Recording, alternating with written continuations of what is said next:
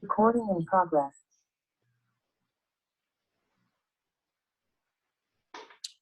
Hello, Charles. Hey, Bob. How are you today? How am I? That's not a philosophical question. Yeah. I'm a little miffed at myself. I hurt myself. Uh-oh. And you know, the sad part is, I don't know how I did it. Oh. Well, I was fine. maybe. I was fine, and then all of a sudden it's like, wow, okay, this arm is really bothering me. It's like, what did I do? Yeah. It's like, okay. Crazy. Were you looking at your cell phone too long?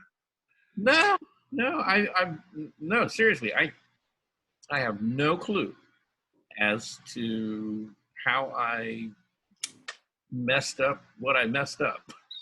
You know, it's a total mystery to me. So, anyway, we'll get over it. It's fine. Yeah, there you go. Like everything else, Yeah. you know, just sometimes you just kind of wonder. It's like, okay, what is going on here? Life gets interesting as you move along with it. It does, doesn't it?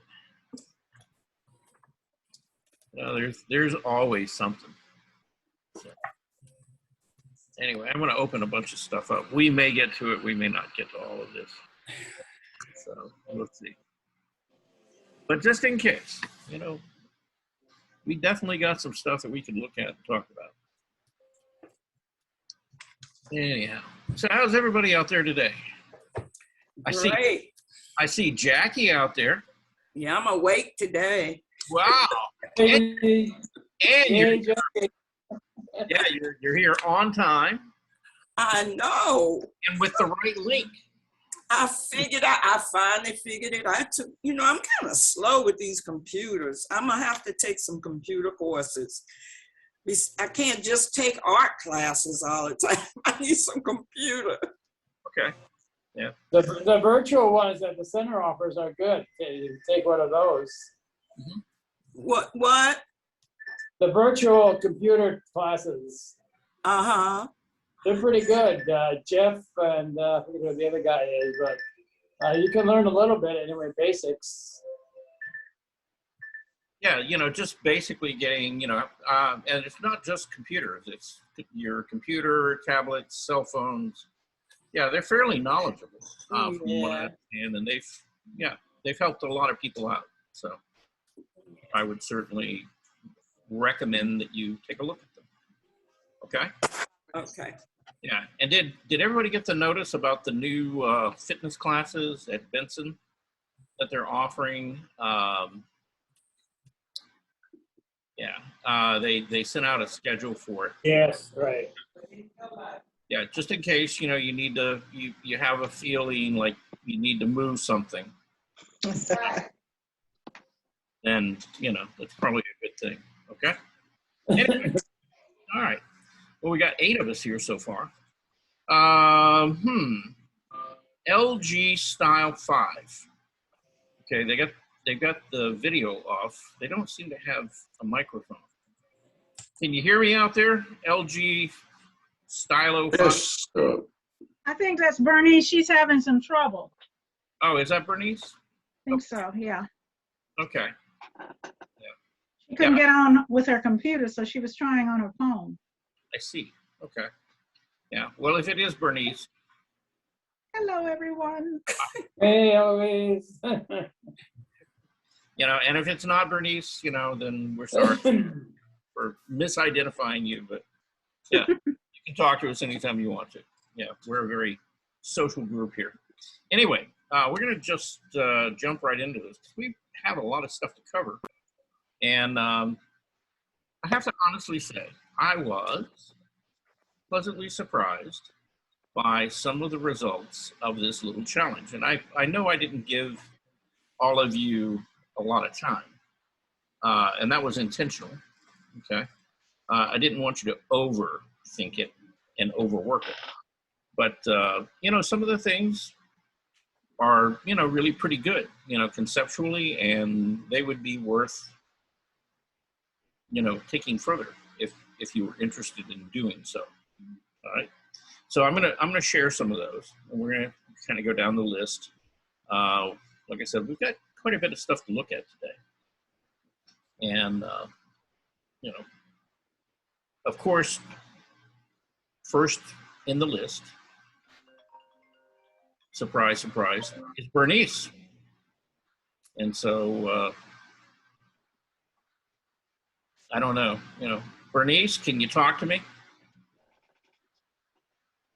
on your phone? Bernice. I don't know. Yeah. Wow. I don't know whether that's Bernice or not. If it is, that's fine. But she did. She's on, but she can't hear. So I'm going to put my speaker on. Maybe you can hear her. I don't know. But I can't. All I can see is people. I can't see what's going on screen either. Oh. Okay. Even though I've done the share thing, you can't see your piece of artwork. No, I can't see anything. Hold on a minute. Let me go back to it. Okay. Why don't you try your computer again? Okay. Let me Turn it off. again. Okay. Let me go back. Let me try. Okay. All right. Well, maybe what we'll do is maybe I'll wait on her and see whether she can get on and see stuff, and then we'll kind of go forward. Okay. Anyway, so we'll move forward. We'll go to Bob, because I saw Bob. I was talking to Bob. That's me. Yeah. Now this is not his challenge piece. This is a piece that he did, and it's you and a cousin, or No, it's my mother, my sister, and a cousin. That's who that is. The littlest one is my sister. And the picture I took this from was about 1940, roughly. Mm-hmm. And my dad was working for his brother in a Chevrolet dealership up in Detroit at the time. And so I modified it a little bit, and I did this drawing, and I sent, this was just shortly after my sister was killed in an accident, and I sent a copy of this picture to all of her children and my cousin at that time. So Okay. All right. Well, here's the actual photo. And Wow. so yeah, that was the reference that he had. And, It's beautiful. yeah. And, you know, when you look at the clothing and the style, you know, and you said that this was, what, around 1940? 1940, yes. Yeah. Well, I found this truck back there was about a 1939 Chevrolet van, a panel truck they used to call them. And so basically, I figured that the dealership probably kept it around for, you know, a year or two before they got rid of it. So that's how I identified the year of the photo, plus my sister's age as well. Yeah. So at any rate, yeah, you got the two kids there, and you know, so this would have been, you know, just before World War II, you know, in America, you know, and you know, there was definitely a definite style and look to that time, and we need to go back and look at old photos like that. But your drawing that you had accomplished, okay, and looking at that, Beautiful. yeah, it's a nice drawing. You know, as far as your values and things like that, the only thing I'd say is the truck here, some of the values got a little bit too dark.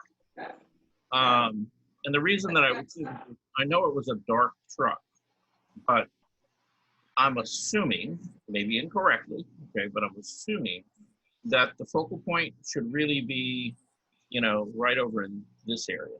Right. Okay. And so when that was before I knew better. okay. All right. Okay. So now that you know better, okay, if you were to do this again, what would you change about it? Well, I would do exactly that. I would push that truck back in the background more. Mm-hmm. I would probably do a little darker the images. I try to get more graphite on the focal points and the highlights, highlightier, so that would bring that stuff forward more. Yeah, you know, even if you truck, good. Here, hang on one second. I need to, we got a lot of background noise going on here. Somebody's having a conversation. I don't know who that would be. But yeah, we need you to mute yourself. Yeah, I don't know. Quiet now. Okay. At any rate, yeah. Even if you didn't change the truck, by going back in and just really kind of punching up some of these shadows in here and really pushing them to be considerably darker would help that drawing a lot to really pull the figures forward and give you a better sense of depth, you know, in the overall drawing. So, but, you know, other than that, I mean, I wouldn't really change anything about it. You know, it's a nice drawing. And then this is your interpretation of Bob, you know, during COVID. And so Bob's, I'm correct me if I'm reading this wrong, but you're looking in a mirror. And so we're seeing you from the back and you're looking in the mirror. And are you seeing yourself as younger, or you've said something about that? But no, just basically that I'm talking to my newest best friend right now because COVID and the isolation and all that kind of stuff. But yeah, probably I'm probably trying to flatter myself a little bit there. Yeah. Do that anytime you can, you know? Yeah. That's right. Right. Yeah, because if you don't, nobody else will. That's right. Yeah. Yeah, this is a really nice drawing. I mean, yeah, if you look at the, you know, one, just the concept of it. Okay, the idea that, all right, you know, here we are. We've been locked away kind of for a year and a half. We don't get out much. And, you know, who do we see the most of? You know, unless you're married and you have, you know, like a partner or you have kids living at home or something like that, you know, a lot of us are seeing just us. You know, that's it. And yeah, yeah. And so yeah, I think this conveys that whole idea very well.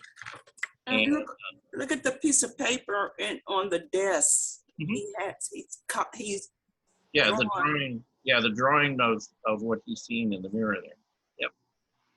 Yeah. And as far as the composition, things like that go, it's really a nice composition. So you did very nicely on that. Thank you.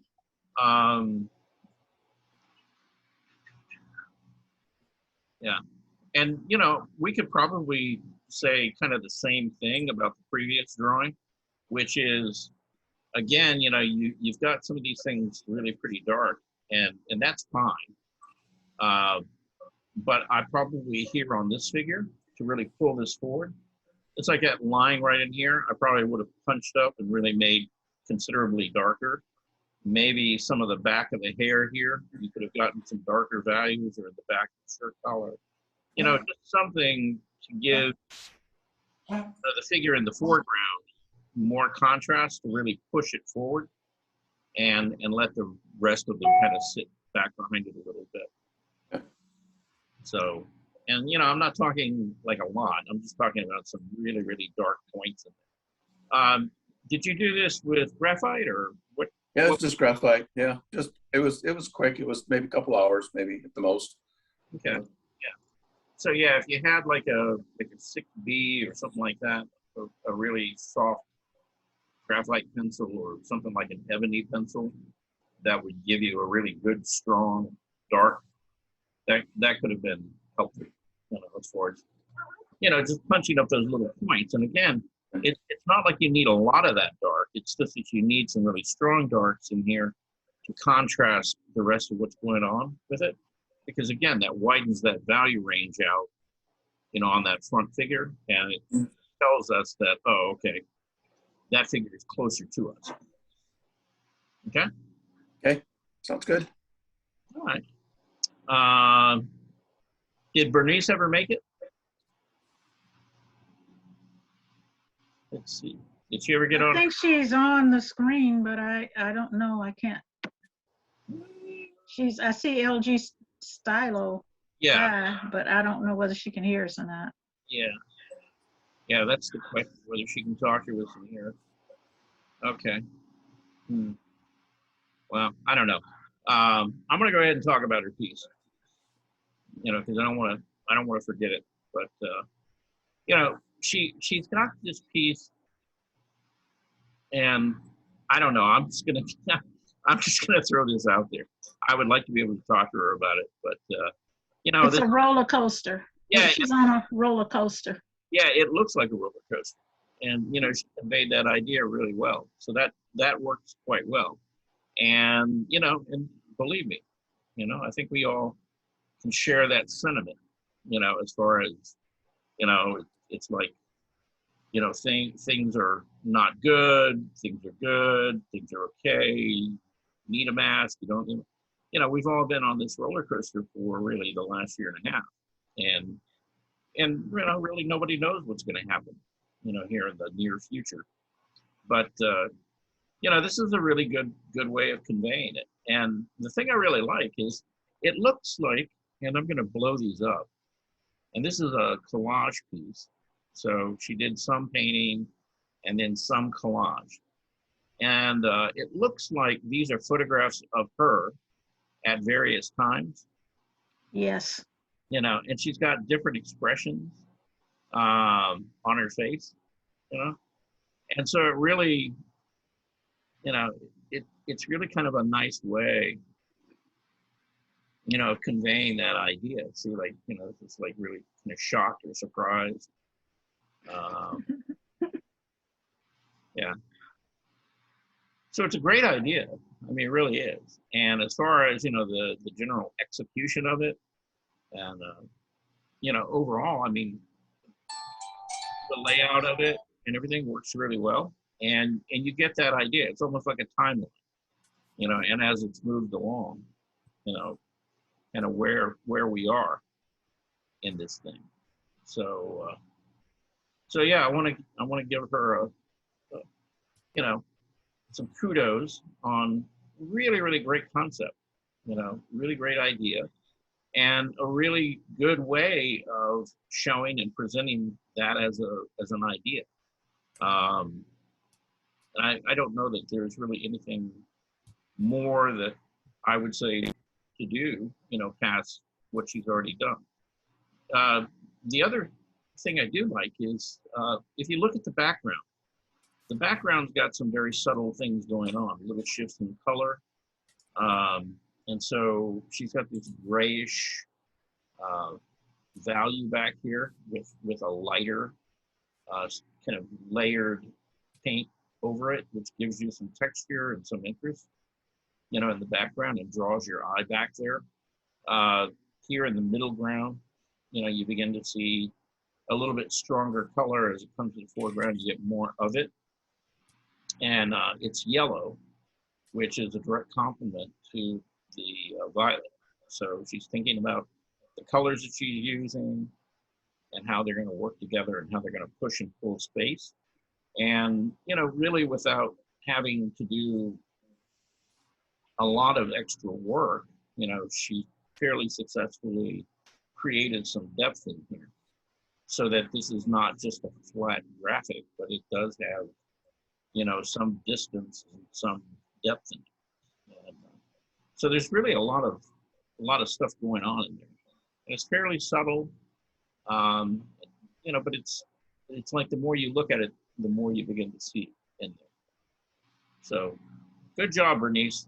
Good job, Bernice. Yeah, very good. I like it. Very nice. Yeah. Then we're going to go down here. We're going to go to Eloise. Oops.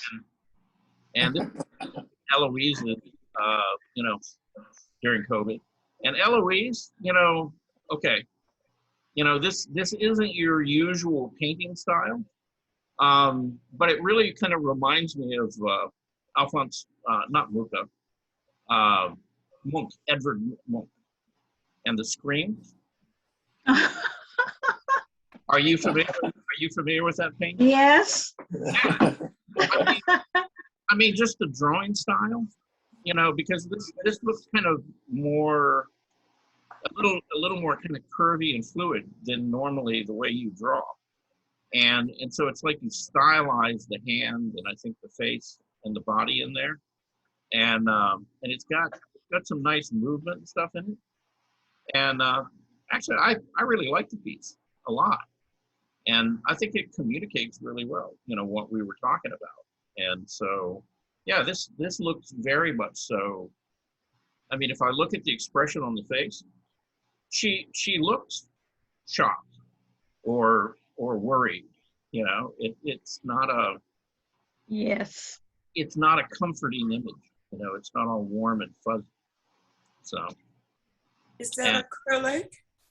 No, it's oil, and I actually did it in about 30 minutes, a few minutes ago, because I didn't have time to get it done. So that's me sitting in front of the laptop. That's what I do. Nice. Yep. Yeah. Well, I'll show you some of my 30-minute little, you know, doodads here in a little bit. But yeah, you know, for the time that you put in it, and again, you know, it's not a matter of how finished the piece is. It's more about thinking about, you know, what is it that you want to say, and you know, and I think you really strongly conveyed, you know, the idea, and so, you know, that's great. I mean, that works. So. And it looks like you. Well, it does kind of, you know. I mean, you know who it is. And I guess more importantly than looks like you, it kind of feels like you sometimes. You know, you know, it's like you in kind of your worried state, but Confusion state. yeah, nice piece though. Really is nice piece. Oh, thank you. Yeah. Now, one thing I want to ask you about, okay? And I don't know whether you did this intentionally or whether this is kind of an afterthought or what. I did it with a paintbrush, and I just used it and outlined it and filled it in. Okay. So what's going on with the texture around her? I was gonna put the background that I normally have behind me, but time was approaching faster and faster, so I just kind of muted it out. Okay. All right. So basically, what were you thinking, that you're going to kind of bring this neutral all the way up against her? Well, I was gonna put the pictures and a lamp that's behind me on there, so. Okay. Let me ask you this. Now, I know you only put, what you said, not a lot of time in it. Would you be willing to go further with this? And now I'm going to say this, and I want you to hear it real carefully, okay? You know, I don't want you to change the expression or anything in the figure. I just want you to solve the background, you know, and Okay. go ahead and complete it so that it sort of puts you in an environment or whatever you would in. I can't talk, it's middle of the afternoon. But whatever you had intended. All right. Yeah, because I would like to see, you know, where you would have gone with that. And like I said, you know, the way that you put in the figure, the expression on the face, leave all that alone, even the computer. You know, I guess what I'm saying to you is, I don't want you to go back and nitpick it, okay?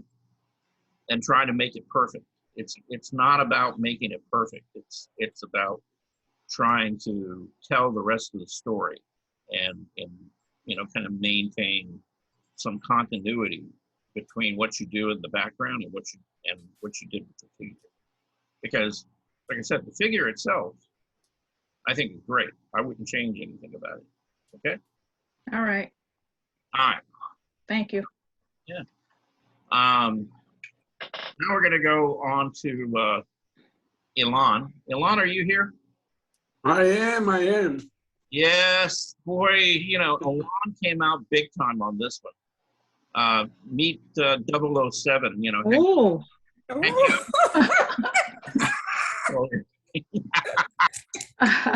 You know how I am.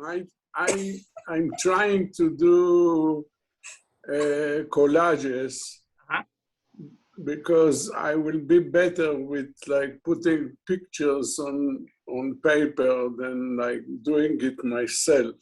Okay. And this was originally somebody did Vincent van Gogh, right, as James Bond. So I used it and I replaced his head with mine. Okay. And I have another version down there that is like a little bit, I put my brush on it because this one is just as I glued the pictures and I didn't do anything with them. So this one needs a little work. Okay. And I don't know that the work that I did is good, you know? Well, you know, I think that I love this just the way it is. Now, my question is, so the male figure and the female figure were already there, right? Yeah, it's like I have this picture from Google. Okay. It just, the face was Vincent van Gogh. Okay. All right. Yeah, and then he's with the girl, you know, with pearl earring. Okay. Yeah. Because I was gonna make a comment and say, you know, you've gotten really, really good now at, you know, putting elements together. You know, you can see some cut lines and overlapping like shapes and things, but for the most part, it makes a really good cohesive image. Okay. So I was going to give you some credit for that. Now I'm not going to, because it was already there. Thank you. But still, the concept of it and the idea is great. I mean, you know, it is. It's a good idea. But you can use it as my profile, you know. Right. Yeah. I mean, that says a lot about you. Right. So then he's got the second image, which actually I like even better because it's a lot more fun. Now, I don't know how much of this came the way it was and he just used it, or but yeah. It's the same. It's the same. It was Vincent van Gogh Wow. with Madonna, with Mona Lisa. Mona Lisa. Yeah, the Mona Lisa. Yeah. Okay, so when you picked this up, the arms and hands were already there. And every there, it's just my face and a little bit background that I had with this picture. You mean the flowers and things back there? Yeah. Okay. All right. Yeah, I was going to ask you about that. It's like, okay, so how does that relate to any of this? It doesn't relate to nothing. It's just the Van Gogh head was too big, so I selected this picture that kind of fit in with the rest.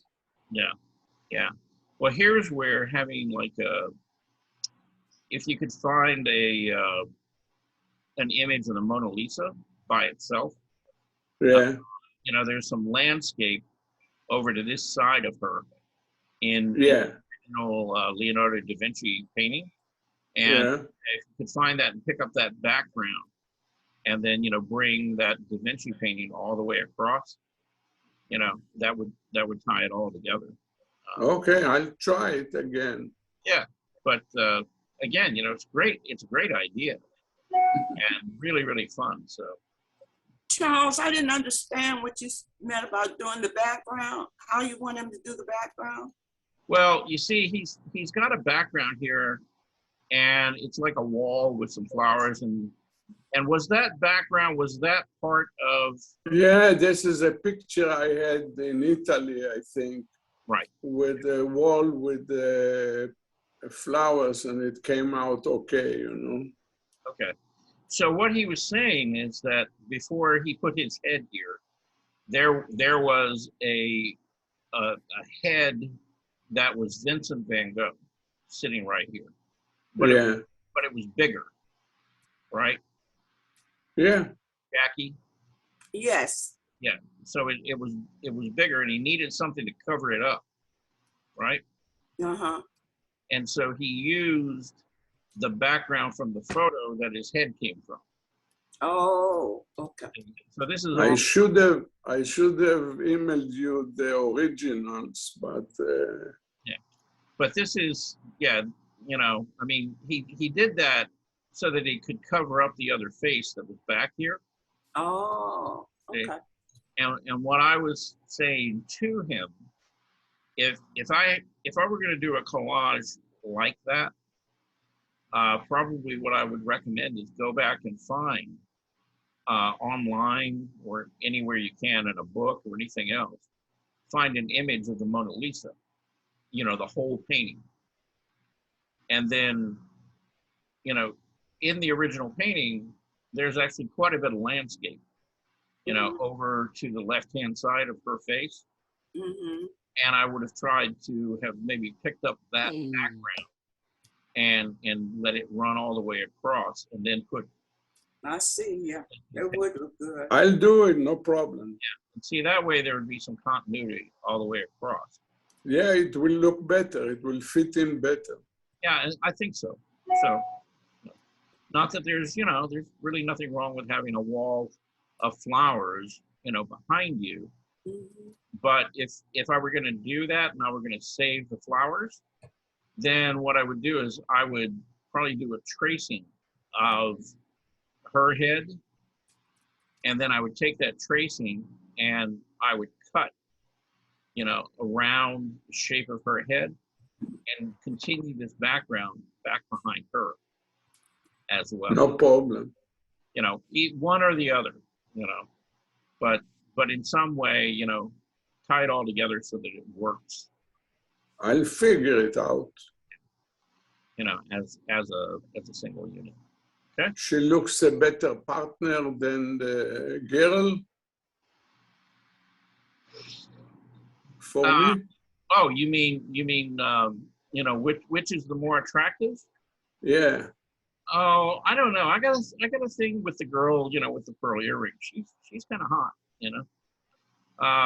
Okay. One is hot too, you know.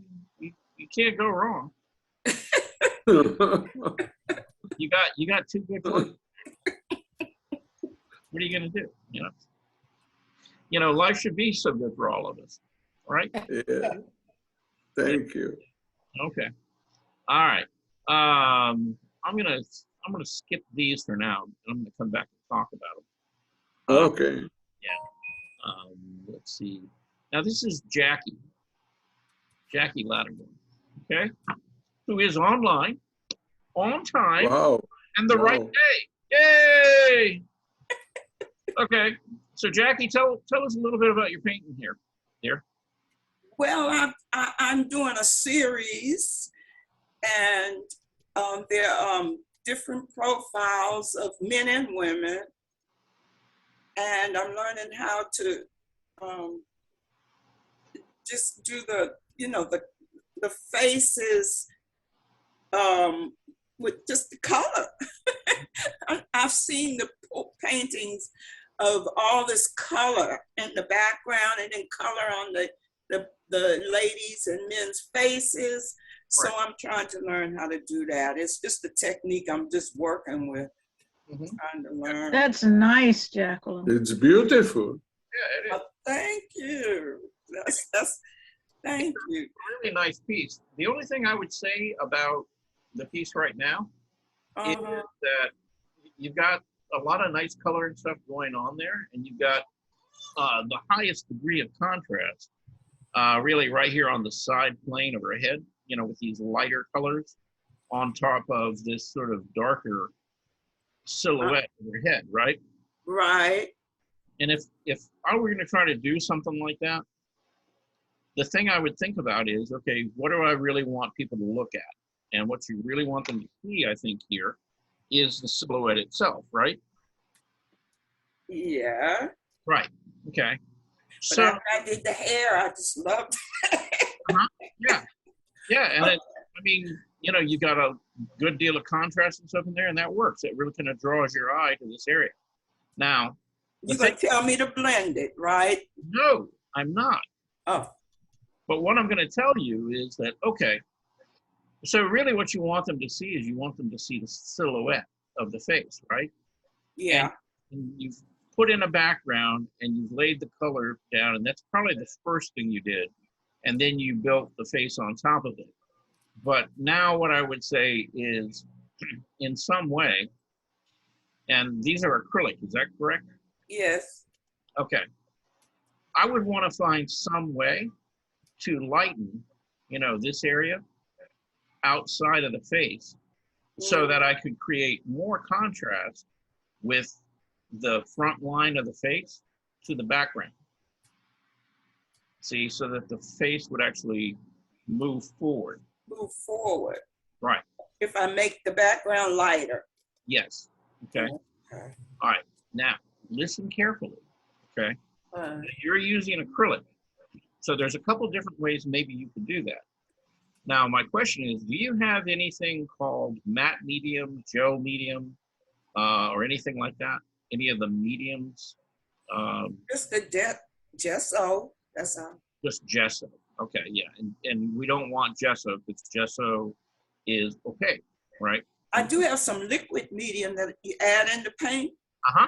Yeah. Yeah, to make it thinner. Yeah, okay. So here's what I want you to do. Okay. I want you to make like a really nice, very light pastel color. It could be a blue, an orange, it could be anything, right? Any color, it's that color with a lot of white, okay? And use white acrylic, don't use gesso, okay? To lighten the color with. Because if you use gesso, gesso is going to be okay. And it's going to not do what we want it to do, okay? So the first thing you're going to do is you're going to just pick a color. And maybe it's not a color. Maybe it's several colors, right? Right. Maybe it's a very light blue, a light green, a light violet, pink. You know, you're going to mix those all up. You know, just the paint. And then you're going to take maybe like 4 parts of that medium to 1 part of the paint, right? So Mhm. it's just a little bit of paint, a lot of medium. Mhm. And so what that's going to do is that's going to create a glaze for you. And you're going to paint that glaze over all of the colors and things you have back here in the background, right? Mhm. Not on the face, just here in the background, okay? Okay. And you might have to do that maybe 2 or 3 times. And what's going to happen is, you see, the color that's here is not going to go away. It's only going to fade it back, see, Mhm. and soften it, which will make all of the color and stuff that you have here on the face come Yes. forward. Okay? So Uh-huh. all we're trying to do is separate the background from the image. Okay. Yeah, because I have too much of the blue on her face too. So Yeah, so it's mainly that the values are all, and the contrast are all kind of the same. okay. And so we want to do something different in the background than we do on the face. So Okay. again, it begins to separate the two out a little bit, and you basically will see the head and the silhouette of the head more clearly. Okay? So is this supposed to look like the back of her, like the background at her neck in the back? Because there's contrast there, right? Yeah, there is. And again, yeah, whatever I did on the front line of the face, I would do back here as well. See, in the background. I would treat the whole background more or less the same. And just, that doesn't mean paint it all out, I would just take it and I would fade it back a little bit so that it's not as strong and as dominant as the face, because that's really what we want to look at here. Okay, so I'm gonna write it down. So you said just use the medium. Yeah. To thin the paint out. Right. And put a fluorescent, not fluorescent, but A tint. tint. Yeah, a tint is any color plus white. Okay. Oh, okay, tint, any color. Oh, okay.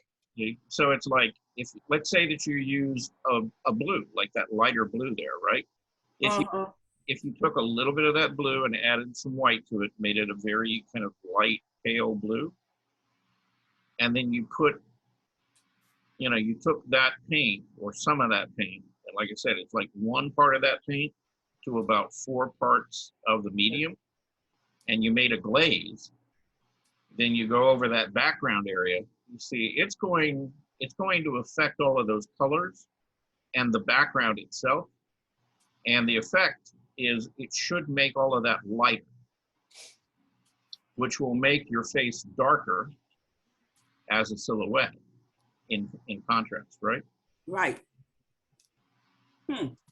Okay. I did one, and I had too many colors in her face. The background, I liked the background, but her face was too much like the background. So I had to start putting the purple over it. Mm-hmm. Now you're talking about a different paint. Yeah. Okay. So I can do the same. Yeah, you could do the same thing. You could see, it's what we call pushing or pulling. Right. See, we're pushing the background back and pulling, the focal point forward. Okay, got you. Okay. That would look better. Okay. Okay, so that was just that's kind of where I would go with it. All right. Thank you. All right, but yeah, I mean, it's a really nice piece, and like I said, I would go a little bit further with it, and kind of work that out so that the actual head and the silhouette of the head came forward, and you got some separation there between the two. Okay. Okay. All right. And then you send in seem to have formed a habit of sending me two of the same thing for some reason. I don't know Oh, why. I was just praying that I guess both of them went through. Well, no, I finally learned how to send them through, I guess, now. yeah, you sent both images on the same email, though. Okay. It's like you sent me this one and you sent another one just like it. You know, like, Oh, okay. where are there? And you did that on like 3 different emails. It's like, okay, so why is she doing that? So anyway, it's fine. But you know, looking now, this is your self-portrait, right? Right. Yeah, and I mean it's great. I mean, you know, it's got a lot of character to it, you know, and you know, and it kind of feels like you know. I was going to a senior ball. Okay, and you're all dressed up with the head wrap and the whole bit. Yeah, just before COVID hit. Yeah, yeah. You mean you don't run around your house every day that way? Come on, man.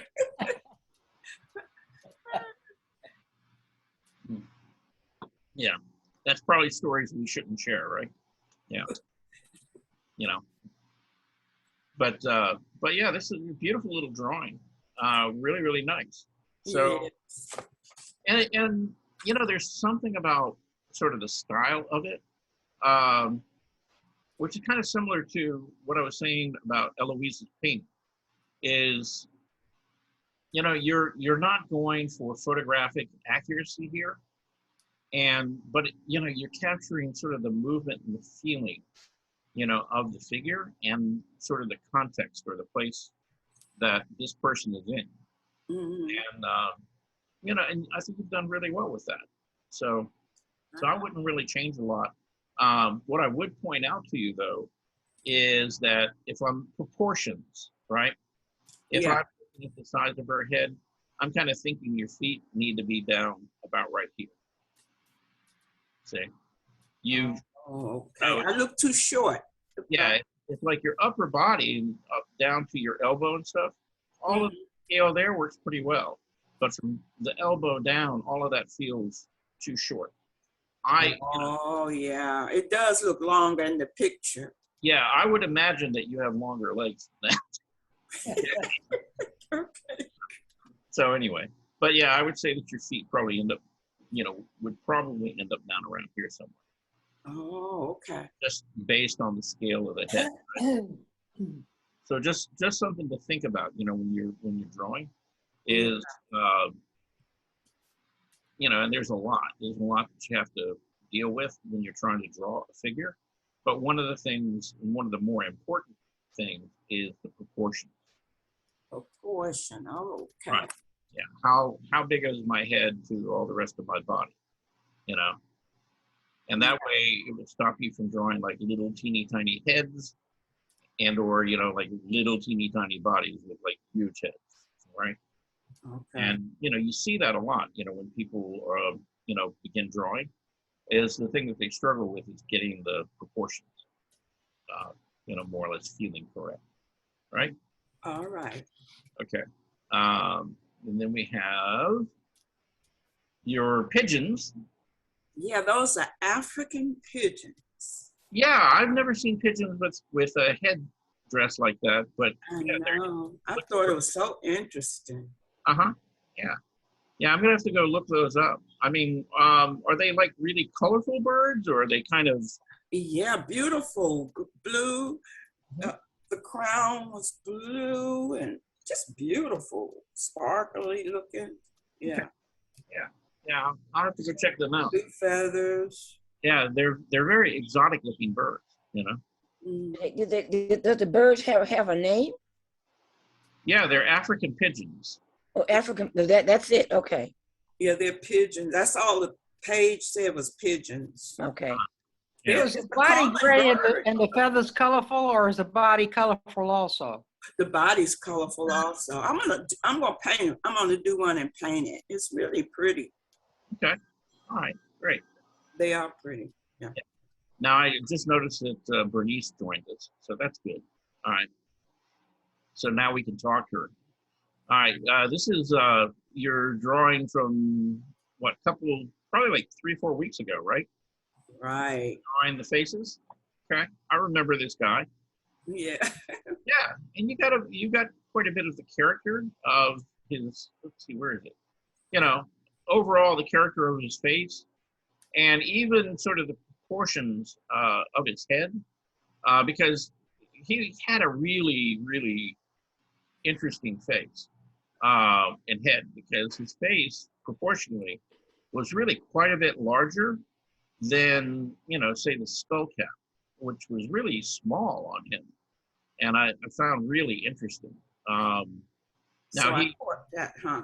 yeah, so that part I think you got. You know, the ear, you know, he had a much bigger ear though.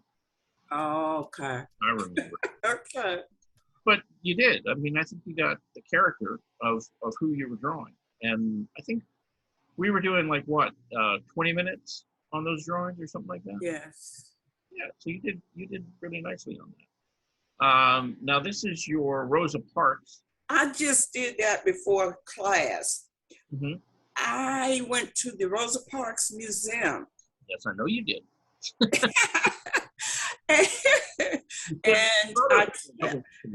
and I said, I just want to see if I can draw her myself.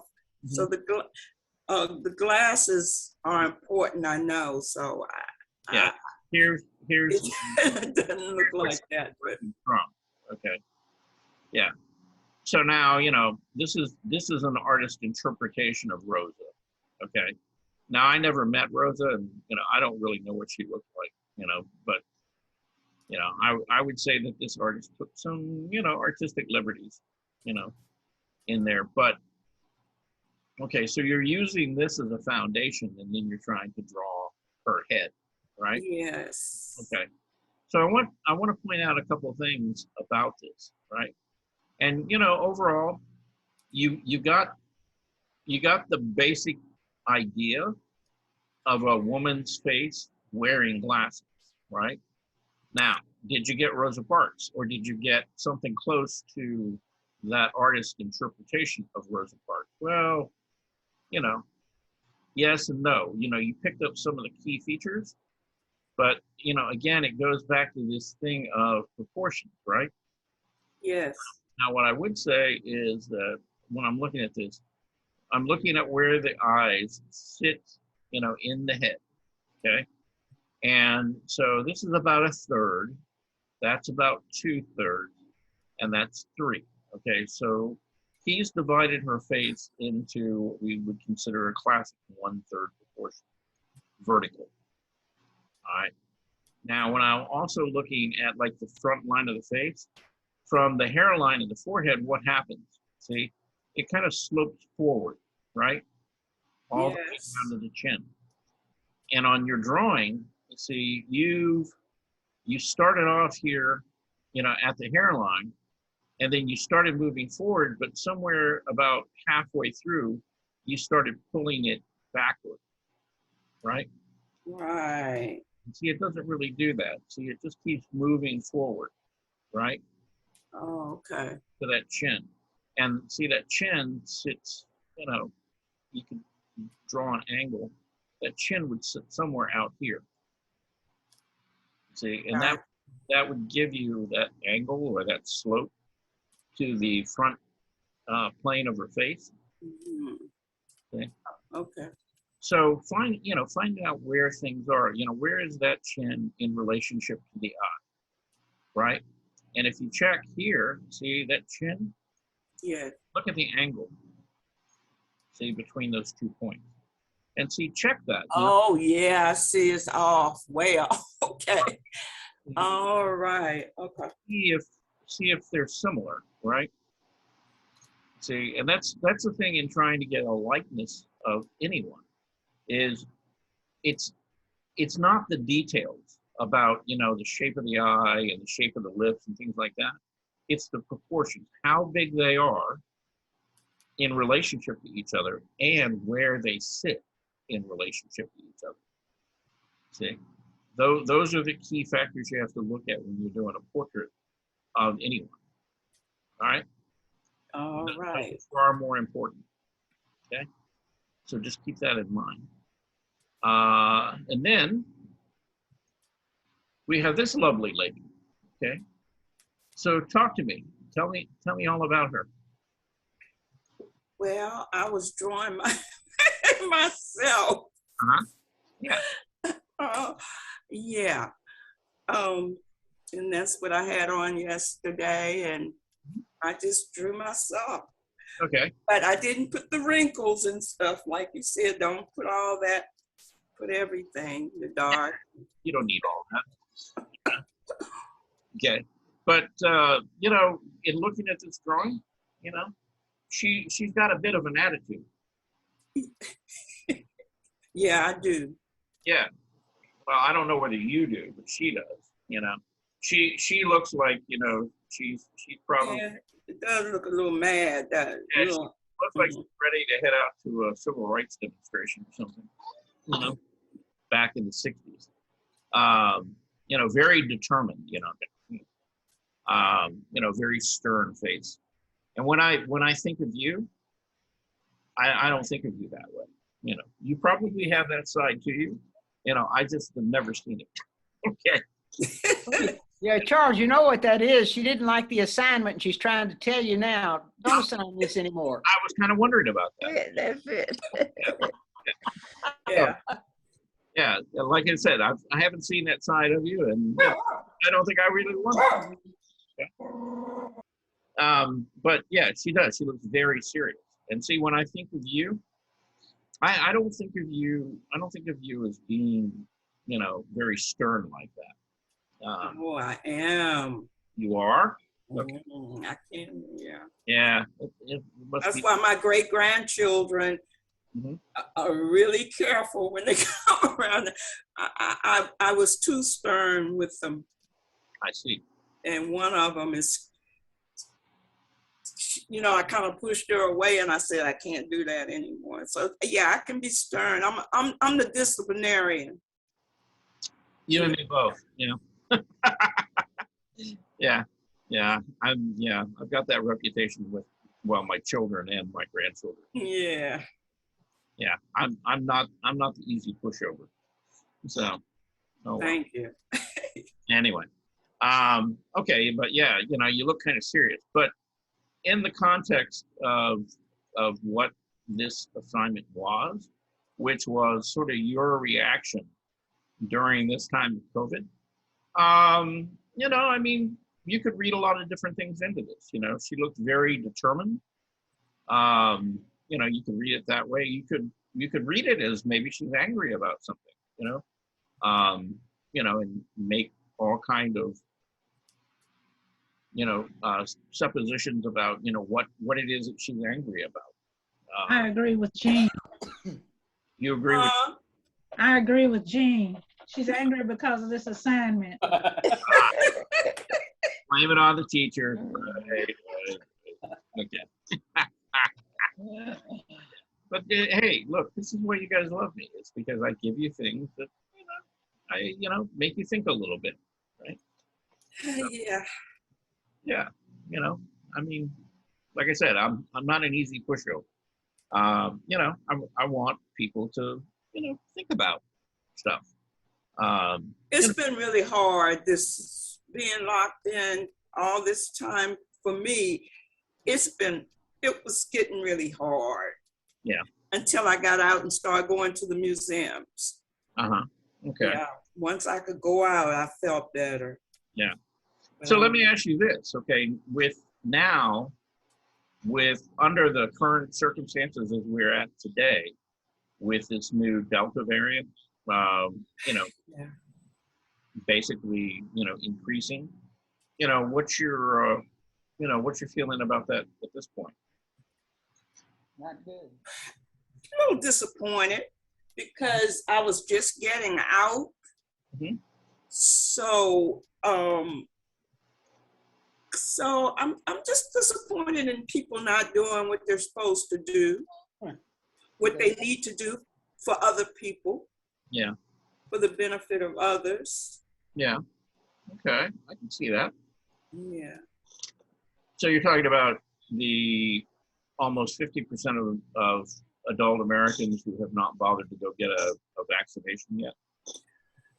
not only that, but wearing the mask to me was more important. If you can't do anything that simple, how are you going to do something that's more important? Right. That's just something basic. Yeah. Yeah. And when I Well, went it's out, going backwards because now it's huh? going backwards. It's going backwards now because all of these places are now requiring you to wear masks that had stopped about what 2 or 3 weeks ago. Have now started back to wherever you go, you have to wear a mask, including the building. I mean, everybody has had shots, but they will wear masks because people come in to the caregivers who have also had shots, but they go with other people that may not have had shots. They may not even wear a mask. Yeah, I've seen them just sneaking through my building, not wearing a mask. Well, now, one of the things, got an email yesterday. The county commissioners are now, they basically reinstated the mask mandate for all public buildings. So if you go out in public anywhere, you now have to wear a mask in Fulton County. Yeah. That's not the case in Cobb County, unfortunately. Unfortunately. Yeah, but it may come down to that again. Mm-hmm. Again, it's just a people's viewpoint. But you're right. There's a lot of people who, well, how do I want to say that? I guess if we could have got some unified agreement that people were going to wear a mask, get a vaccine, things like that, I think we would have been in a much better place than we are now.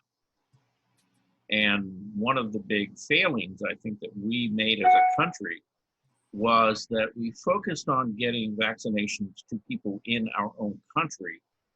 What you have to realize, though, is that people were coming from other countries. Yes, and that until you do something to get the vast majority of people literally all around the world vaccinated, this is not going to go away.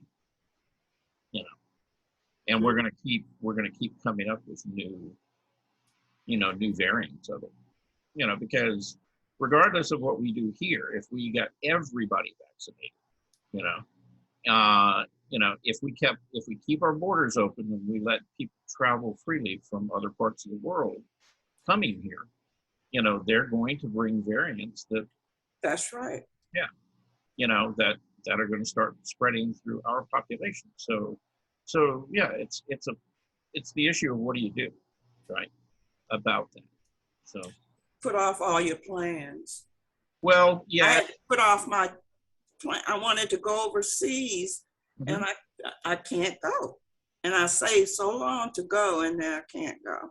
Right. Yeah. Yeah. You and I are kind of in that same boat. I was actually thinking about, going to Albania, and Moldova, and a couple of European countries, and along the Adriatic Sea area between Italy and Greece. A, because I've never traveled there, but B, because it's just really interesting places, and interesting cultures and food and everything else. So yeah, I wanted to go check that out. And yeah, it may be several years before, I can. So, say la vie, here we go. All right. Anyway, continuing on, we got one more of yours, and this is Tuskegee. Yeah. Your adventure. I know I have to deal with the proportions on this before I paint it, before I do want to paint. Well, and and that is true. Okay.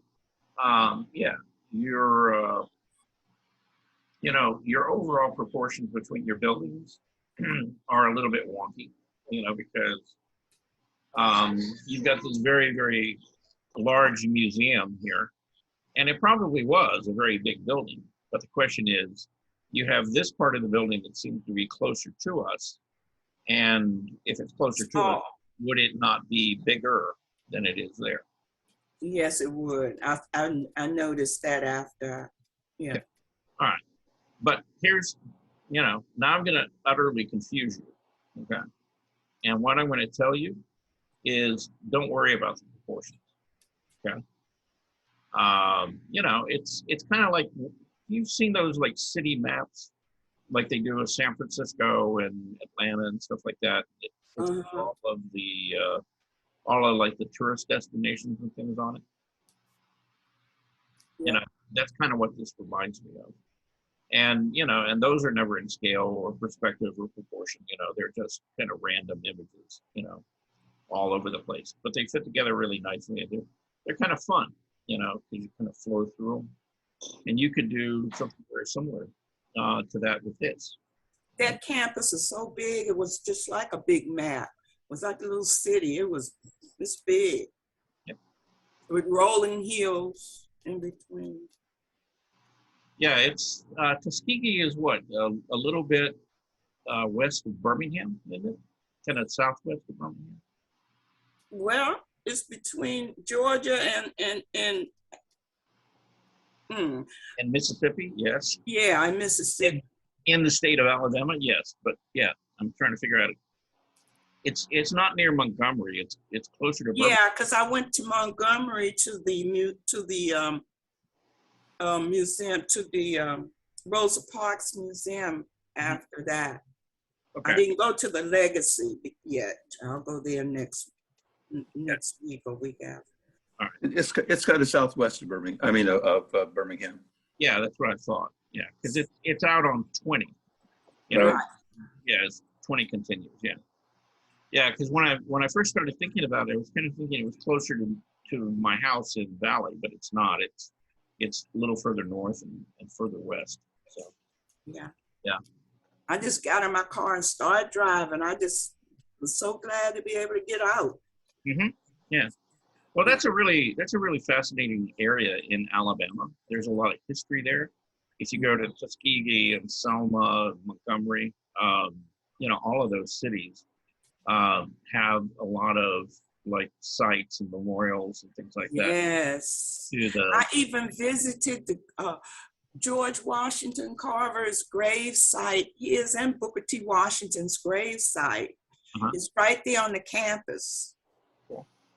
That was exciting for me. I took pictures of the grave site. Yeah. Boy, I'm jealous. Yeah. I'm going to have to follow you. Yeah, you have to come and go with me one day. Yeah. You get together and become travel partners. Yeah. Get travel buddies. That's always a good thing to do. So, all right. And the Tuskegee Airmen, they're not that far. Right. Their museum is not that far from Tuskegee Institute.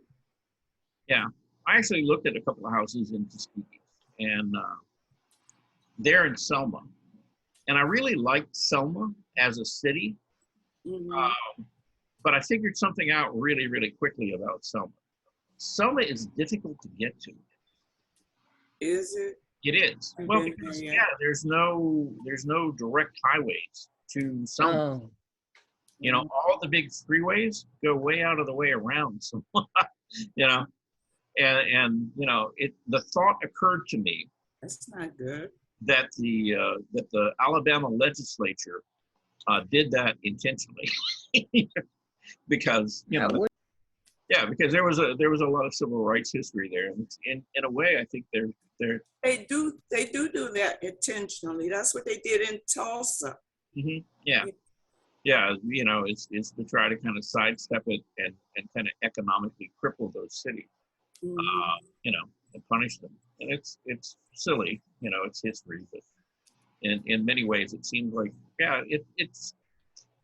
it would have just been too easy to continue 85 or whatever and all the way into Selma, but they don't do that, or take 20 and, branch down to Selma rather than the way it goes. But it's a place that's really rich in history. And, one of the things I really like about all of those cities is the architecture. The architecture there is fascinating. If you want to see some beautiful arts and crafts and Victorian homes, Selma is full of them. Now they need a lot of help right now because they've let them kind of go. But the actual architecture, in that area is amazing. amazing. Yeah. Really, really beautiful stuff there. So anyhow. All right, moving on. All right, Mr. John Gigliotti. Yes, sir. Yeah. Now, John took a alternative and interesting approach to the COVID assignment. Okay. Now, does anybody see John anywhere within this landscape? I see him behind that mask. He's behind the mask. Okay. Yeah. Yeah. It's kind of like, that's kind of like just pin a note to the tree. John was here. Okay. That's right. That is now gone. He has moved on. Okay. All right. But, there's a lot of interesting elements here that kind of tell, a lot of different stories. And I'm going to let John talk about his painting. But now this is a watercolor, correct? Yes, correct. Okay. So what do all the different elements in here, what do those represent to you?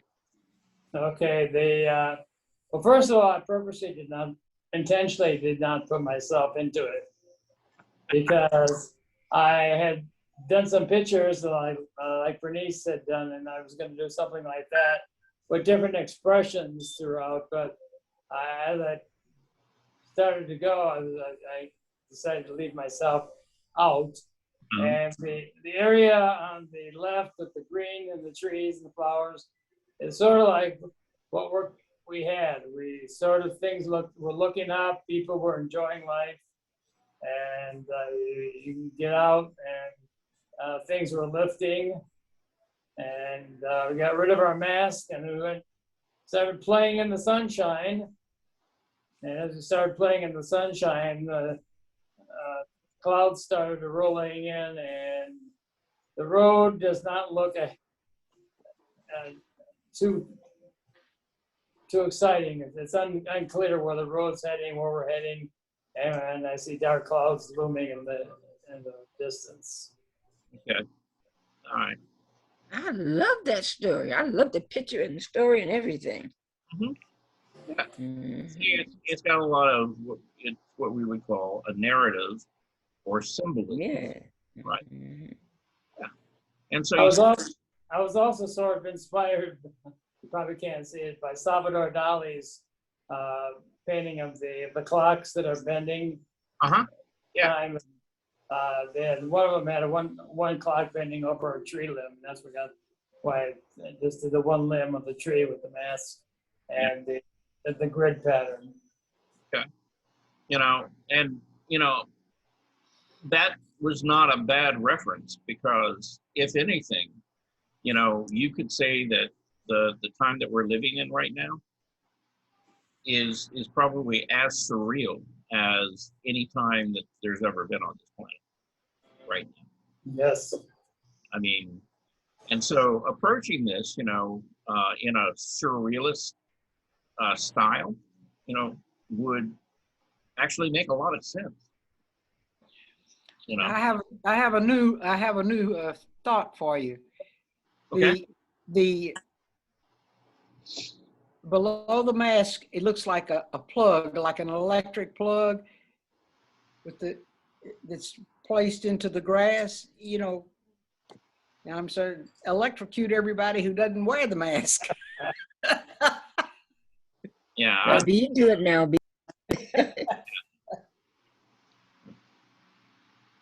Yeah. I don't. Are you talking about this little kind of darker area right here? Where the road is and the yellow, it looks like a plug, and then the little extension of the wire in the back. You can, that's supposed to be a shadow. You can see a lot of things in it, and that's supposed what to be a shadow. Yeah, I don't really. That's just me. Okay. All right. Yeah. Well, we're gonna have to rein Gene in, because that's a bit violent. Yeah, this is a county website and or kind of program, and we can't really be advocating violence against people here. So So yeah, but okay. So now we've got Gene wanting to electrocute people who are not wearing masks. Okay. Maybe So not. that was my whole idea, that, That was your whole idea. Okay. All right. They're gonna get rid of themselves anyway. The sad thing this morning I heard on the news is that a lot of children, like 2-year-olds and under, are getting sick. Yeah. Oh my. Well, That's what I warned my daughter about that. Yeah. Yeah, I be heard careful that. with those babies. Be careful with those babies. yeah.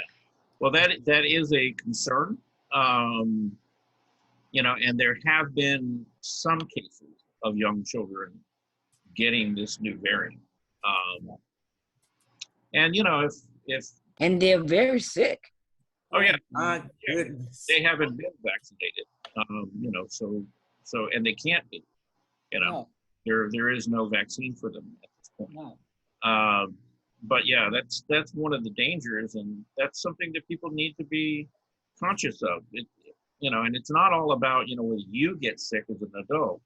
It's you could spread it to your children and your grandchildren, or, you know. Well, that's so bad about what the people are not getting the shots that should have them, because they're the ones that are really endangering all of the young people. Yeah, I'm worried to death about mine. Yeah, it's a bigger issue. You know, I mean, a lot of people, as I said, they look at it from the standpoint of, well, you're infringing on my rights. You're making me do something I don't want to do. But the problem is, it's like, okay, that could be true, but at the same time, you being here and you kind of living your life and doing the things that you do, you're going to come into contact with people who don't have the option that you have. See, you have an option of getting a vaccination. You know, those young children don't. And to, you know, expose them to something like this, you know, is Absolutely. not very fair. So anyway, yeah, we could go down that road all day long. Before we move on from John's picture, may I ask John, what does the blue, somewhat vertical line represent? Oh, the ones going off in perspective, like that. I see them on the street, and I see them on the grass area. Yeah, John, you want to answer that, or you want me to answer it? Go ahead, let's see what you say. Well, he had brought up, you know, the Salvador Dali paintings, right? Okay. And a lot of times, if you look at those paintings, they're on kind of a grid in perspective that goes back with the horizon line. And so those kind of exist in some of the, not all, but in a lot of the Salvador Dali paintings, you'll find things like that. And so it gives it a sense of depth. But it's, again, it's that reference to that surrealist painting approach. Okay. Is that accurate, John, or am I just... That's exactly right, yes. Yeah, or am I just whistling Dixie, as they say? No, because as you can see, I depended more on the grid lines rather than value and intensity. The trees in the background on the right are basically the same as the front. But again, I wanted that to represent like an equal plane for everyone, front or back. But the lines sort of indicated the depth. The more you talk, the more I love your picture. I gave this a lot of thought. Maybe, I love that picture. maybe too much thought. Speaking of Salvador Dali and the time thing, I may have brought this up once before, but Disney and Dali collaborated on a short film, maybe 10 or 12 minutes. I think it's called Destiny. And basically he goes into, Disney animates Dali's kind of painting, and it's a fascinating thing. It's about 10 minutes, maybe long, but if you get a chance, check it out. It's real cool, and it shows Disney had real imagination, and certainly we know Dali did. Yeah. Actually, I'm trying to think of what film it was. again, it was a Disney film, and it used some of the same kind of things where you had elements, like, clots and various things. Right. That sort of Was that the Sorcerer's Apprentice that did that? Right. That maybe. Sorcerer's Apprentice was a follow-up of Disney thought that was a pretty cool idea, and so that's what they used as kind of a kickoff, kind of a concept. Yeah, because I'd seen that in a Disney film. I wasn't really quite sure which one, but yeah, it sounded familiar. So, anyway, so all right, Naomi is not here, is she? Hello, is Naomi here? Nope, I don't think so. All right, Naomi sent this in. And okay, now this is actually Naomi. This is Naomi when she was 20 years old, 19 or 20. And, how this fits into the assignment of COVID, I had a conversation with her about that. And basically what she said is she spends a lot of time thinking about when she was 18 and 19, and it's like the things that she misses, being locked inside. So I guess in a way, this kind of relates to that. I would have liked to have seen her do more with this idea, about reminiscing or thinking, of that time. But, it's a beautiful photograph. It's really, really classic and really kind of nice. I guess we're looking at I'm not exactly sure how old Naomi is, but I guess this is back in the 1950s, maybe. So, looking at the swimwear, stuff like that. Okay. Then we have Veronica. Veronica was here. I'm still here. Yeah, there she is. Okay. All right. And we can see down to the bottom of her nose today. Yay. Yeah. All right. So this is your self-portrait. So tell us a little bit about this. What are you trying to convey here, about you and this time of COVID? I'm still here. I'm still here, Okay. fortunately. All right. Okay. This was a challenging assignment. And it was intended to be. Oh, okay. But I managed to do a self-portrait, something I don't think I could have done prior to COVID. Okay. Like at all, like draw at all. Yeah. All right. So when you say this is challenging for you, what was the more challenging part of it? Coming up with the concept of a self-portrait. Uh-huh. Okay. I mean, I thought of things abstractly, yes, but then I settled on, let me just draw myself. Okay. Yeah, that's it's a very simple, direct approach. Okay. Now, in looking at this, you kind of look, I'm trying to come up with the right word. I want to say pensive, but it's like you're contemplating something. It's like you're in. I would say content. Yeah. Yeah. Yeah. So she looks like she's resigned and just waiting for things to be over. I'm just resigned and I'm just waiting, Yeah. You're right, Bernice. And John. Just waiting for it to be over, because eventually it will be over, but it's just when will it be over? Like, I guess for me, they said if you get the shot, you're okay. Yeah. And if everyone else gets the shot, they'll be okay. But that's not true. Well, it is to some degree. Okay. What they're saying at this point is that if you look at all of the new cases, there are people who have had the vaccine that are getting COVID. But if you look at the overall cases, probably about 90 to 95% of them are people who have not had the vaccine. Out of the people who had the vaccine that are getting sick, so far they've had 0 deaths. Okay, you don't end up in the hospital, you don't end up on the ventilator. You know, sometimes cases are very, very mild. Other times they may be a little more serious, but yeah, usually you don't end up in a hospital and you don't end up very sick. So in that sense, the vaccine worked. It did what it was supposed to do. So, yeah. Okay, that's a good thing. Yeah. Now, you know, for me, I mean, yeah, that, you know, that sounds like, okay, you know, that got us where we needed to go for a certain segment of the population. It would be nice if that were true, you know, for all those people who didn't get the vaccine. You know, because remember, there are a lot of American people who didn't get the vaccine, not because they didn't want it, but because they never qualified for it because they were too young. Oh, yeah. Yeah.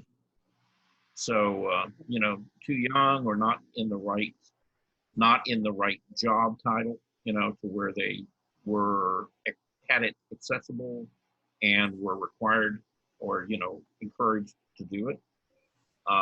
So there's a lot of young people out there in their 20s and 30s who are young parents who at this point probably would really like to get the vaccine, you know, but a lot of states, you know, don't have them as being eligible. So what are you going to do with that? Anyway, so that's everything, you know, that we've got as far as the Except me. Bernice, we didn't. No, we talked about you at first, but we'll go back and talk about you because I promise you, I was trying to get on. I was having lots of problems. We covered you, Bernice. yeah, But I was having lots of problems this morning. okay. But yeah, here's Bernice's point, and rather than go back about all the specifics, I'm going to give her a basic. This is what I said about it. Okay. Hey, Charles, before you tell me what you said, let me tell you how I feel about that picture. Okay. When you gave the assignment, I thought about it for a few minutes. I thought, oh, I got this. I've been on a roller coaster.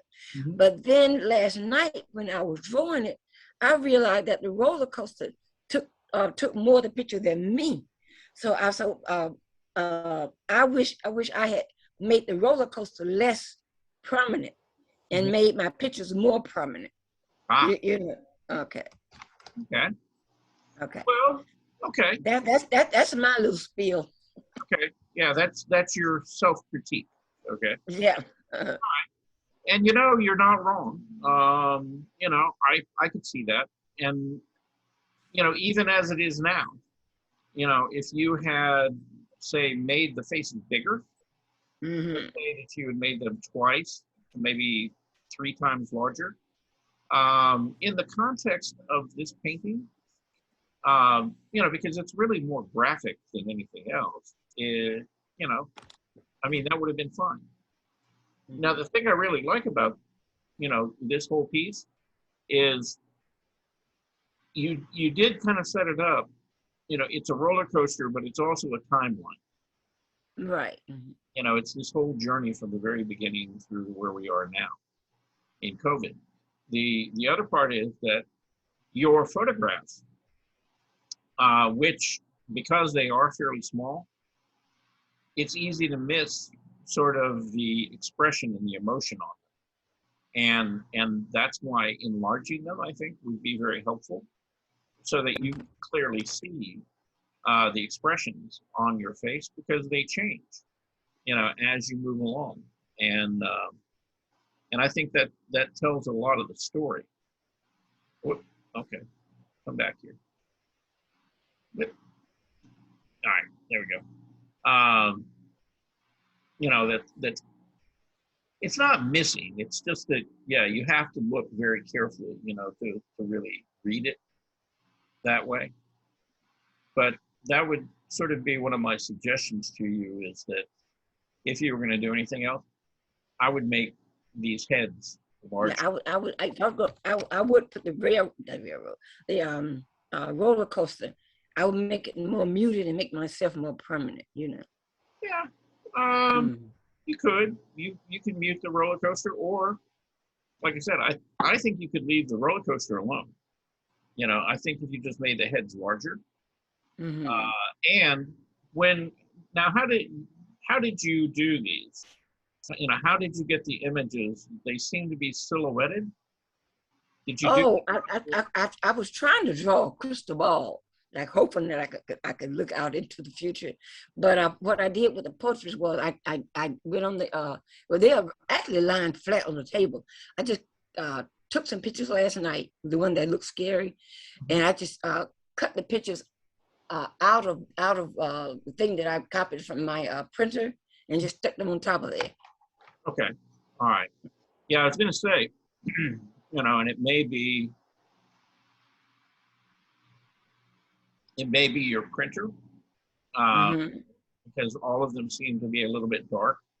It may be the lighting, and so. It's the lighting. I was going to ask you about that bulb you mentioned to me, because the background is actually, I thought about rose-colored lenses, and the background is actually a pale pink. So I was going to ask you about that light bulb you told me I need to get. If I want to take on the inside. Yeah, it's called daylight balance. Daylight balance? Yeah, daylight balance bulbs. Yeah. Yeah, you can buy regular incandescent bulbs, which tend to be kind of orange in color. Or you can buy fluorescents, which tend to be kind of blue. Now they've made that's what this looks like. Yeah. That what they call daylight balance, so that you get more like a natural spectrum of light. But you can also get them in a regular bulb. Now they have them in these LED bulbs that are daylight balanced. Okay. They're kind of expensive, but they're worth it if you're going to have them in your studio. They last longer too. Well, they'll last longer, but they're also the light that they give off better quality. Don't affect the color as much, so that you're actually seeing it closer to the actual real. Because that's way off from the color I painted the background. I wanted the background to be kind of pale pink, and with the roller coaster to be kind of purple. And it doesn't look like that at all. Well, and you can always, this being acrylic, right? You can always do a little bit of what we were talking about with Jackie on her piece, and you can do a glaze. Yeah. But actually the background is already the color that I want. It's just not the color that I want in the picture. You mean in the photographs? Yeah, in the photograph, yes. Okay. It's already the color that I want it to be. Okay.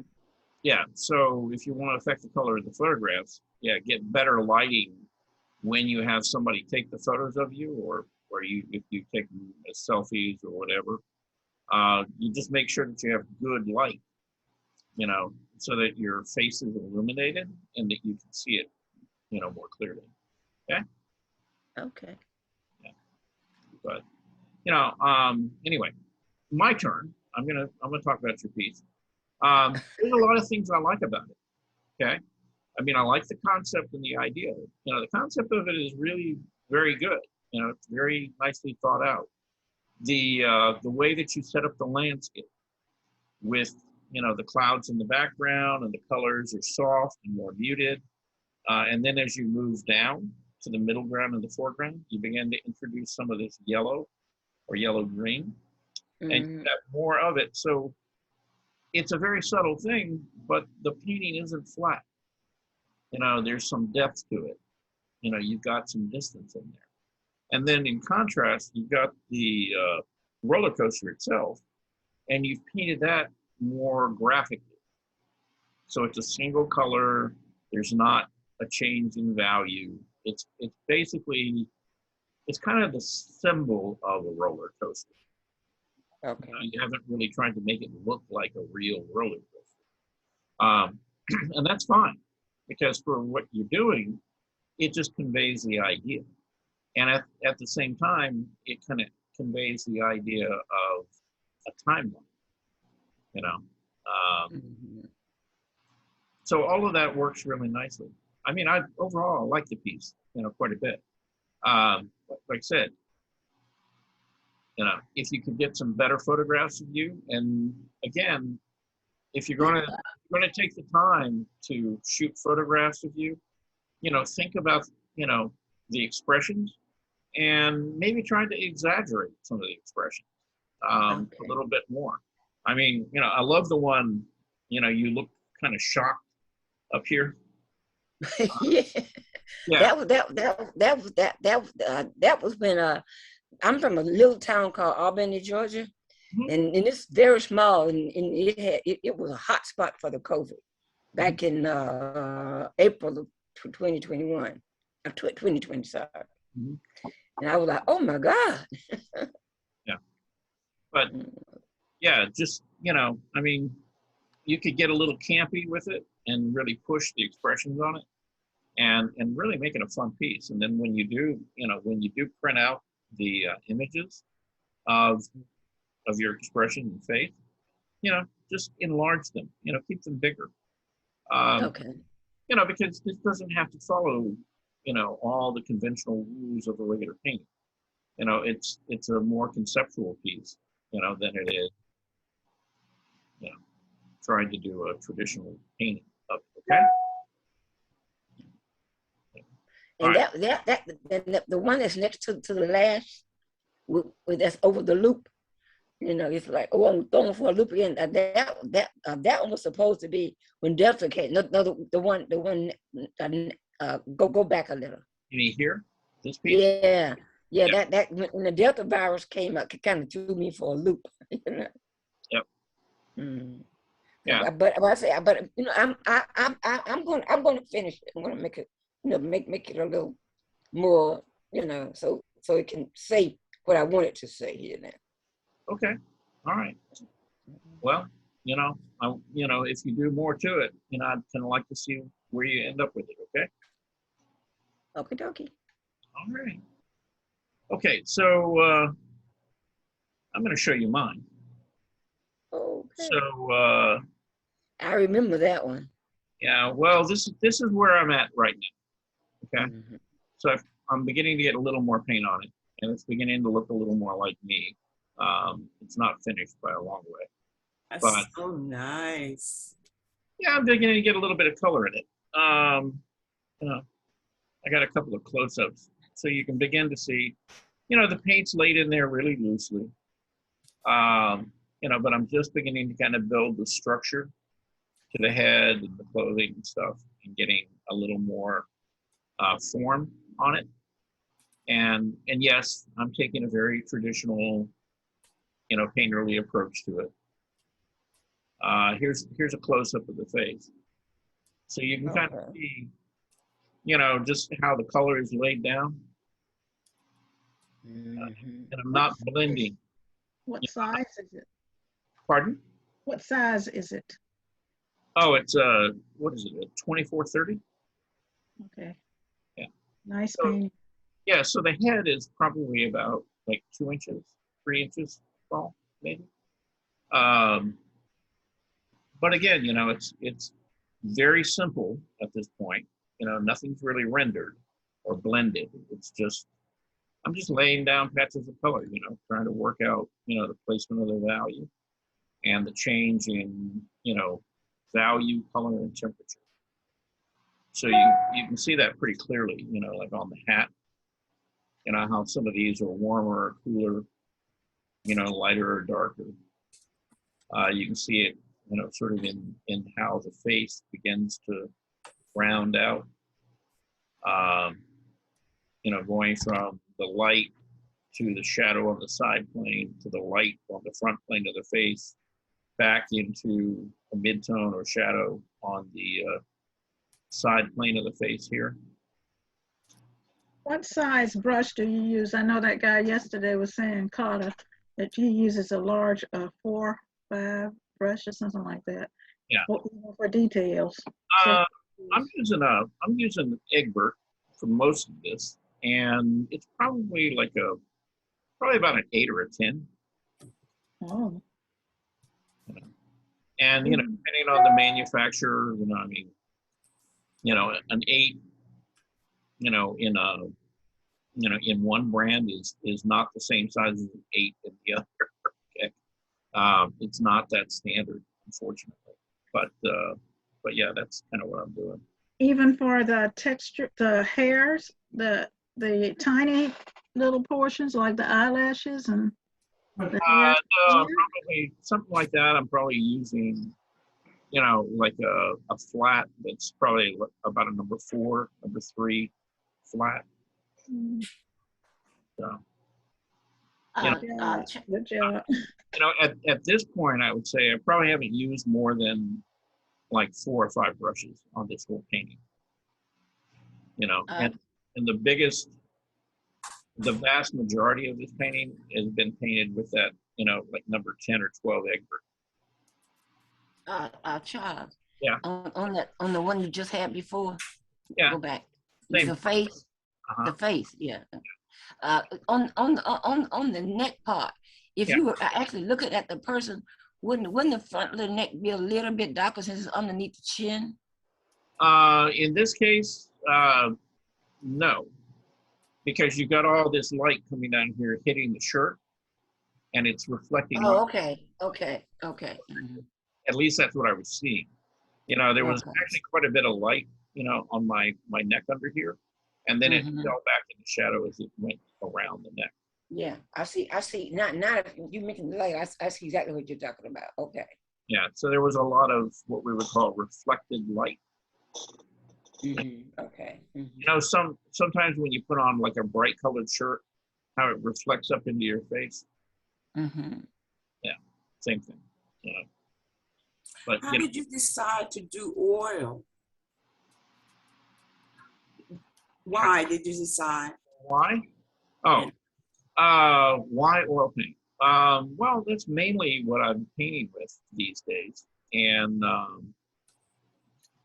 again, I can just build it up in layers. I have acrylic, but an acrylic probably would have been faster, but they have a different look to them. And I guess I had a couple of different goals, that are not necessarily related to this assignment. One is I'm trying to begin to push more color, more unusual color into the flesh tones as I build them up. And I'm not there yet with this, so I need to go back in and play with it. But before I go back in and play with it very much, I'm going to let what's here dry.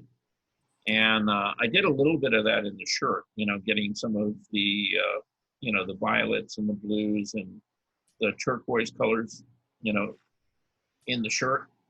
I see that, yeah. There's actually yellow in this, even though it came out fairly almost like bright white. But so you've got something warmer on this side, moving it to cooler into the shadows.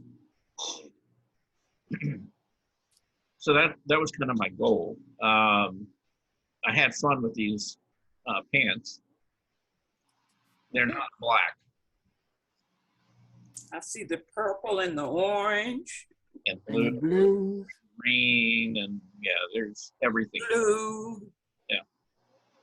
So yeah, my goal was to not use black, but build the illusion of black by having all those other colors in there. And you didn't have to worry about folds. You got enough stuff, and you have to really see any folds. Yeah, there wasn't really a lot of information in the reference that I'm working from. I mean, they were a pair of black shorts, and they were pretty flat and pretty black, other than they were warmer in temperature on the left side, and then as it moved back, they got darker. So, and I pretty much have stayed with that, but I still would like to go back in and play with this and push more color into it. So, and as you see, you know, it's like, you know, these are just color blocks. It's like light and shadow. That's all there is. You know, I haven't tried to render a leg or anything at this point. It's just figuring out where it is, what the range of value is, and the proportions. You know, trying to get it in place. And so, you know, as I do more to this, you know, then I'll try to solve each of those areas, you know, as I move through the painting. But yeah. So that's me standing on the back porch, having my morning coffee. That's my ritual these days. You know, I get up and I go out and just kind of hang out and watch the sunrise through the trees. So, you know, it's a tough life, but someone's got to do it, right? So, yeah. But I think all of us, you know, we all find little routines or little rituals,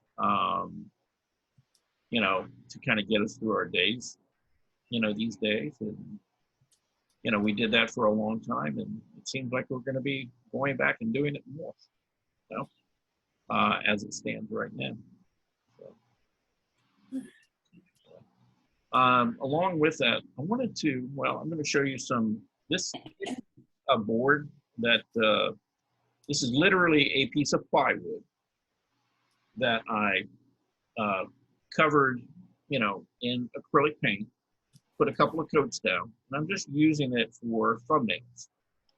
And so like each one of those squares are probably like 5 by 5. You know, they're not very large. And I'm not using black.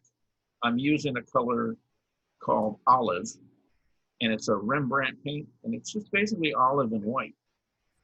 And the gray on this board originally looked gray, but with all the olive on it, it actually looks pink. So, you know, it's funny how you lay one color next to another and it really changes it. But these are just little kind of ideas and concepts for paintings. And they're probably about half hour, 45 minutes each. You know, now this piece is a little bit bigger. You know, it's about a 10 by 5. And, you know, it was from, actually all of these were from different modeling sessions. And so I just went back and did, you know, like these little thumbnails, you know, trying to figure out the composition and the value. And so, you know. I'm going to experiment with some of that olive. Another instructor was saying that you can make so many different colors with that olive. Yeah, yeah. Especially skin colors. Yeah, and I actually got a little on the wild side and got a cad red out and, you know, just put a little accent on these two pieces. And it really is quite striking, you know, just the effect of that was really pretty nice, having that red against that olive green. And did you add any other color to the olive besides the white? No, just the white. Yeah. Now it almost looks like a different color, you know, when it gets real thin, like in here, because again, this gray is coming through. It's not opaque there; it's just the olive washed over it, and so you see a lot of that warmth coming out from underneath it. You know, and that's because it was gray, you know, that was there as a base. And the only places that are opaque are where you added white and see it blocked out, you know, this gray that was underneath. I'm calling it gray. It looks pink or purplish, right? But, you know, it when I mixed it, it looked gray. And, you know, as an acrylic,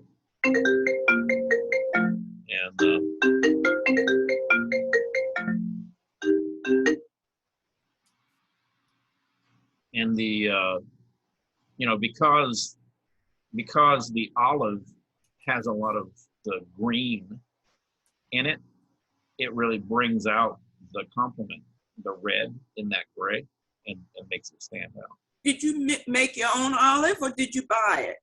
No, it's a tube of paint from Rembrandt, Rembrandt is the brand, you know, but any kind of olive green, you can mix it if you want.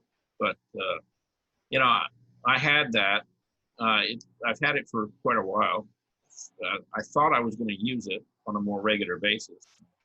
It somehow ended up in the box with all the paint, and I never got around to using it. So, you know, I got it out the other day, and, you know, it was a good thing to just, it feels almost black, but I like the fact that it's not cold.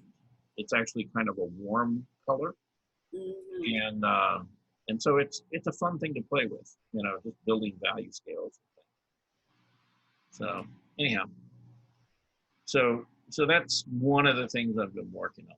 And then I had a couple of things in here I wanted to show you guys.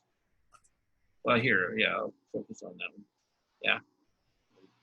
So you kind of get an idea, you know, there's nothing to these, you know, there's not a lot of rendering and futzing.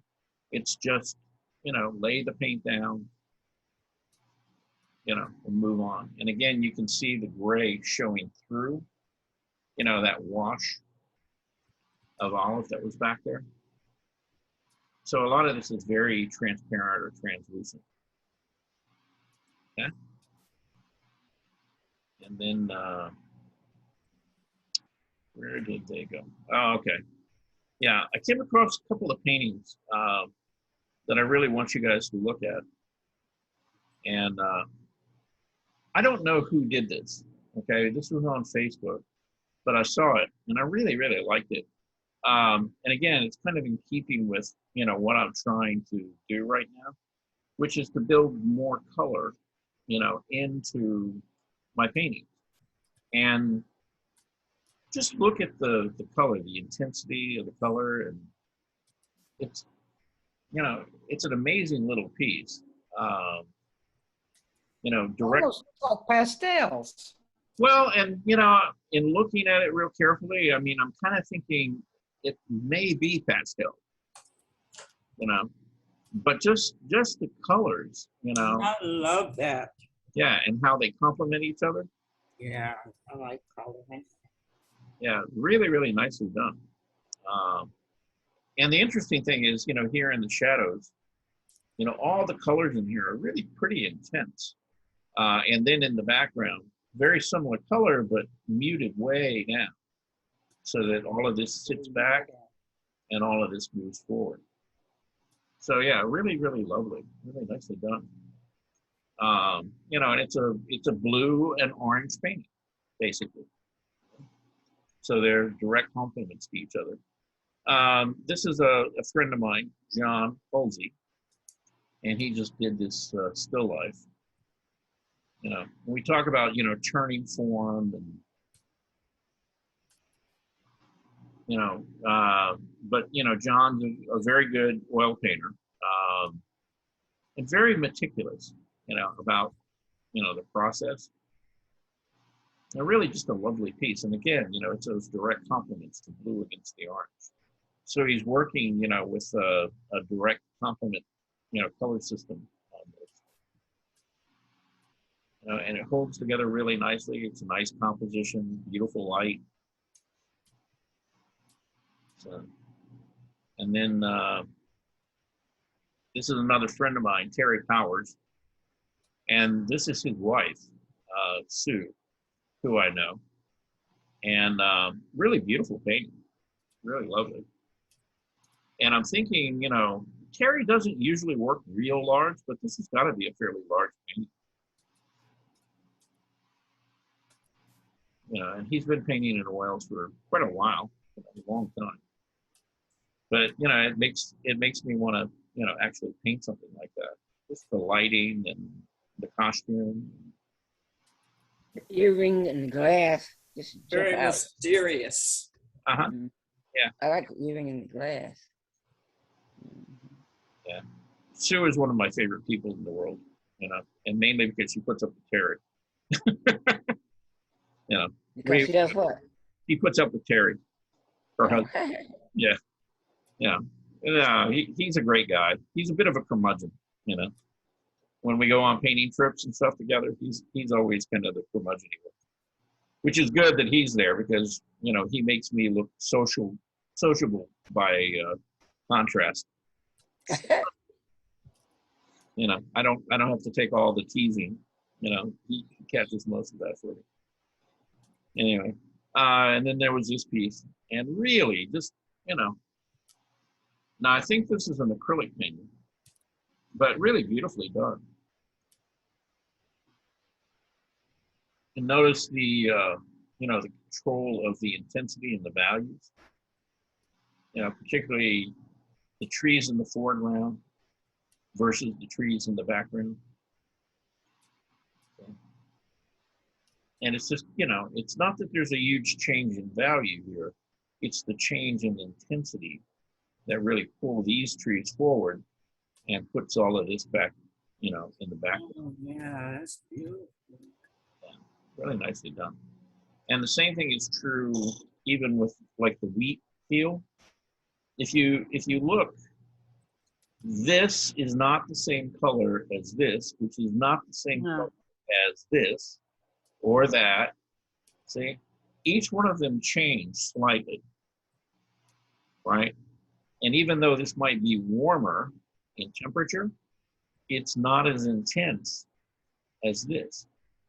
So this comes forward, that stays back.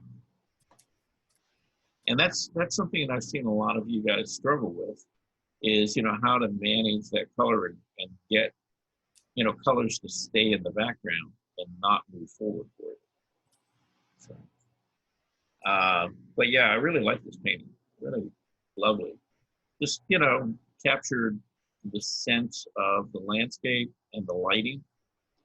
And, you know, they did a couple of things here that I would say, you know, could maybe be done better. Like, for example, this fence line, you know, how it runs all the way across. And it really kind of sets up kind of a hurdle, you know, for you to move back through the composition. And if I were painting that, I would probably break that fence somewhere, you know, like maybe over in here or over in here, and open that up. So it may come in from that side and that side, but I wouldn't go all the way across horizontally like that. Now, they have it tipped and curved slightly, so it's not really a hard straight line, but still, I would probably open it up more, like I said, right in here, and give your your eye a way to kind of get back past it and up into the rest of the composition. It's almost directly in the center, halfway across. Yeah, it's a little bit lower. A little bit, yeah. Yeah, well, it's actually quite a bit lower than half. The halfway point is really right at this window. At the top of the window. It's about the same distance from here to the top of the canvas as it is from here to the bottom. So it's sitting below that 1/2 line. But again, it's so dark and it's so solid. And even though they've broken it up with, you know, like putting little holes and things in it, which add a lot of interest to it, I still would have probably, even if it wasn't there, I would probably break that fence line and give myself something so that I could get back, you know, and flow between, you know, the foreground and the middle ground. So that's just my solution. You ask, you know. Just open it up, huh? Yeah, just open it up. Yeah. And then you could see that shed eat a lot better too. Well, I wouldn't get rid of the fence. I would just, again, I would break an opening in here. See, so that yellow. Like you have a broken fence line. Yeah. You know, or, you know, even if it's not broken. Part of it fell down. Yeah, maybe it's just barbed wire there or something, you know, that you can see through. At any rate, yeah, just open it up so that your eye can kind of flow through it and not get stuck, you know, moving back and forth along here. Mm-hmm. You know, this is another painting. And again, you know, looking at the composition. And, you know, you could look at this and, you know, it's a perspective problem. You know, you've got the dock, which is running, you know, at a diagonal this way, and then you've got the boats, and see how they change direction, you know, as they get closer to us. See? And it really sets up that whole perspective and gives it some nice depth. But, you know, I wanted to share those guys, you know, these with you because, you know, it's good to look at what other people are doing and how they approach it and, you know, how they solve problems. But yeah, it's really, you know, lovely paintings. You know. Anyhow, that's all I got. Anybody got anything we need to cover before you? What's on the agenda for the morning? Well, we're going to draw. You want me to tell you what we're going to draw? Yes, I would. I won't be here tomorrow. Oh, you won't? Oh, I don't think I will be either. no? Morning's not good for me either. Is it Great, Y'all must have some. great for me. It works out great. I love it. Is it something I said? Should I just go to breakfast and go have a quick coffee? No, but we want to hear what you got going. And also, I'd like to see that first piece you had that looked like the pastel of that sheep or goat or whatever it was, Uh-huh. if you would. Maybe you can send us a picture and we can do it on our own time. You mean drawing? Tomorrow's assignment. You guys want to do some long drawings? Sure. Why not? All right. Did you say long? Long. Yes, long. L-O-N-G, long. Long as in 2 hours? No. Long as in you can take all the time you want, Oh, wow. you know. Yo, Louise, Me and my big mouth. not to get you. What will we do? What will we do in class?